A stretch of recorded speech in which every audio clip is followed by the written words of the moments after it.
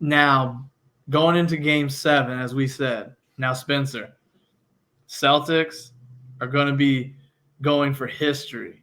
For the first time in NBA history, a team being down 0-3 in the playoffs to win 4 straight. Now, out of that 150 teams, 151 teams that have done it and have not succeeded, I think 4 of them have made it to the Game 7, but they've lost. But the kicker with this one is that all 4 of those that lost were on the road. Celtics will be the first team to be at home, Game 7.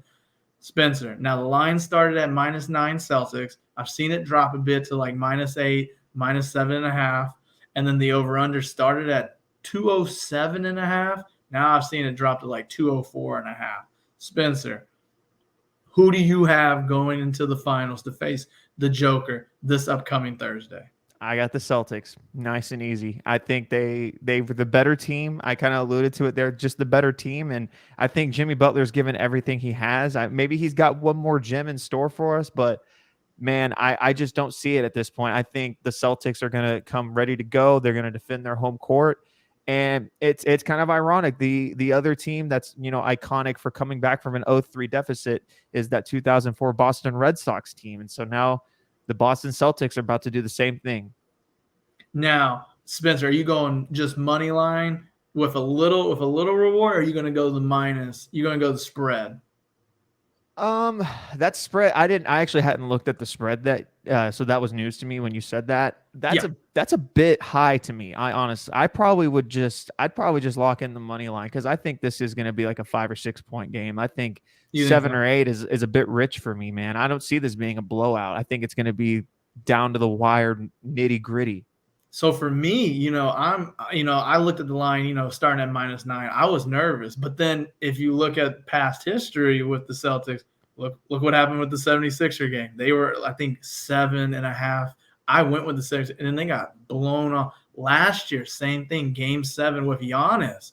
I was like, there's no way they're blowing out Giannis by this much. And then they blown the brakes off because Giannis was wiped out after that hell of a series without Chris Middleton. Now, I'm not going to lie. I think I'm going to go Celtics spread. I think they cover, and I think it's going to go under just because I'm not going to lie, Spencer. I know Jimmy Butler said he's not fazed about what happened last night. But, man, I'm going to be fazed as a mother. Man, there's no way you can come back from that. You were 0.1 second from going to the finals, and you now are going to be a part of history on the wrong side of it. Now, Spencer, where would you rank Miami's history if they lose 4 straight and become the first team to lose a 3-0 lead? Would you rank it high on some of the biggest upsets, or would you, just because they're an 8 seed, you give them a little props? But yeah, that's a fair point. I think I will forever and always consider the Golden State Warriors choking a 3-1 finals lead to LeBron James in 2016. Mm-hmm. I think I'll always consider that the biggest choke job of all time because that was the best team of all time, and they just couldn't finish the job. I think that's a fair point that you bring up about the fact that they are an 8th seed, and it's frankly for them being up 3-0 was just crazy to begin with. Anyways, being an 8th seed over a 2 seed, but I think, being that it's going to be the first time it happens in NBA history, if it happens, of course, that's what I'm predicting. Right. I think you have to have it at least in the conversation. If not, I mean, it would make sense. If it's the first time it's ever happened, you could make a strong argument that it's the biggest choke job ever. But I think there's a lot of context and nuance to that. But it's definitely not going to be fun if you're a Miami fan. I'll tell you that much. That's regardless. This is an agonizing series for you if you're a Heat fan.